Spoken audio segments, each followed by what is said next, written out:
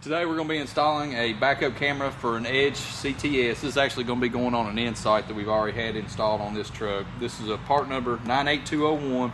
Now these backup cameras, they only work with the CTS monitor.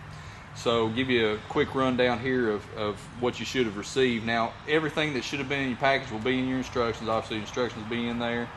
You've got your warranty card that has to be turned into Edge.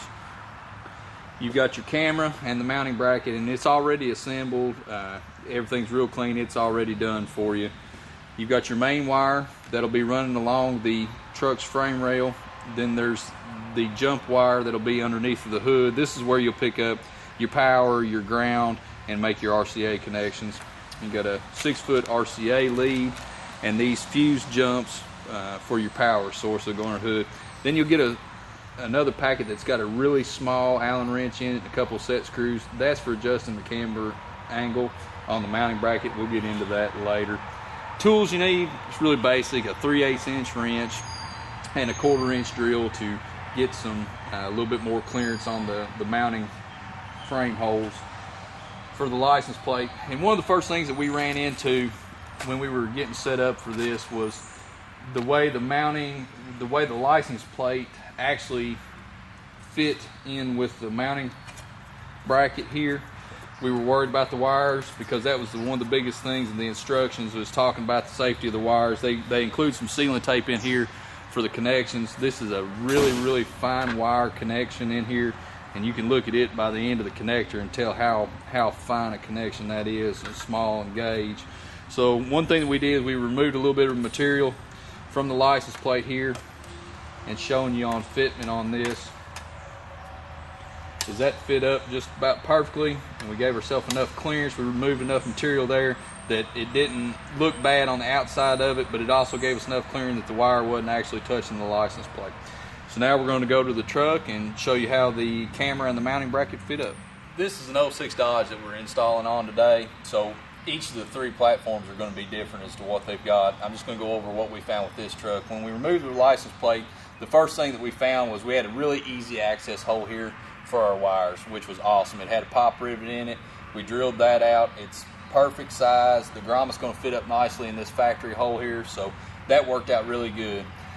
The 4 mounting holes for your bolts here, what we did is we went through here with a 1/4 inch drill bit, just increase the size of those holes, and that's going to make it perfect for us on our mounting here. So first thing we're going to do is we're going to run our wire through that's going to be hooking up with our main power source, and we're actually going to push this grommet in there. Worked out really good. Feed the tag in through. We got a nice watertight seal there. And fit the plate in. Edge sent some bolts here to mount these up.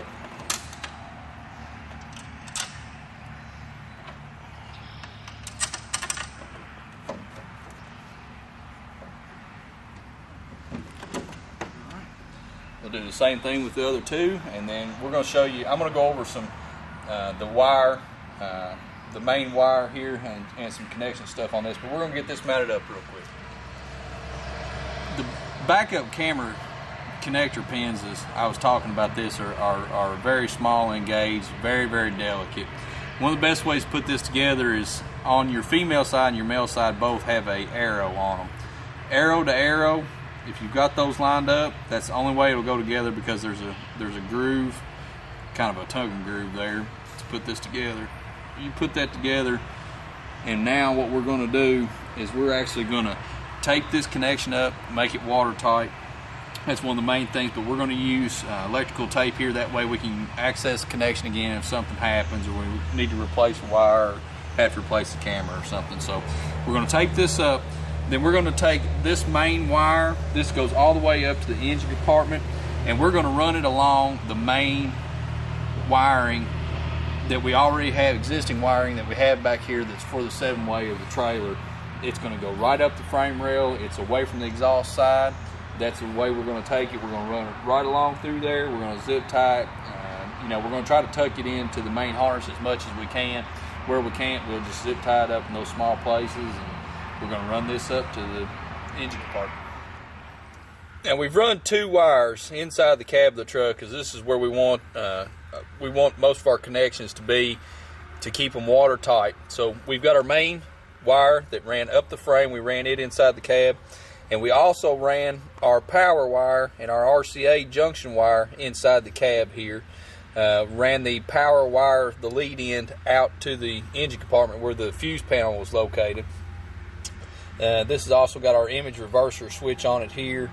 So all we need to do here is make our connection to the main cable coming from the camera, and the last connection inside that will actually be to this jumper here is going to be the RCA cable that actually goes to the CTS itself. Now, if you've got a pod, Edge sends a elbow with the kit, and that lets you have a flush mount if you've got a side pillar mount or something of that nature. But we're using the window mount here. It hooks in directly into the back of the CTS there. You can't see it, but there's an RCA jack right here. This is the connection that we make for the camera. Then we'll put that back on the window here in just a second. We connect our RCA 6-foot lead wire here. Arrow to arrow on our connections on the main cable from the camera.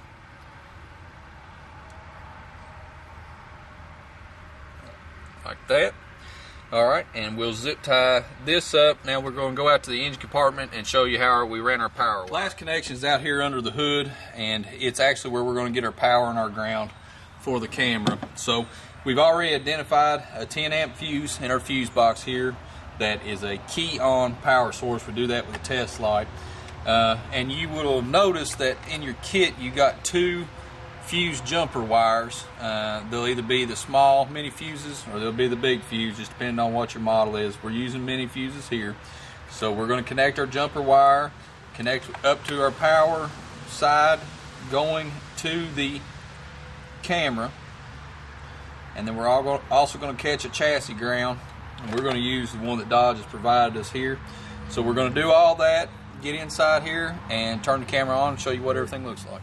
We've got our camera adjusted, everything works. I'm going to show you how to turn the camera on here inside the cab. This is the Insight monitor, so you just touch main menu here on CTS, bring up view camera. There she is right there. You can see a couple of these yahoos out back walking around here about like normal at Thoroughbreds. But that's it. We've kind of got it adjusted a little bit of an angle here where we can see be able to see a boat trailer hookup, which is basically what this truck's going to be doing, and hooking up to a gooseneck too every once in a while. So total install took me and Dale about maybe about 45 minutes. We probably could have done it a little bit faster. We had to take about 10 minutes to shoot a groundhog we saw out back. So enjoy your backup camera.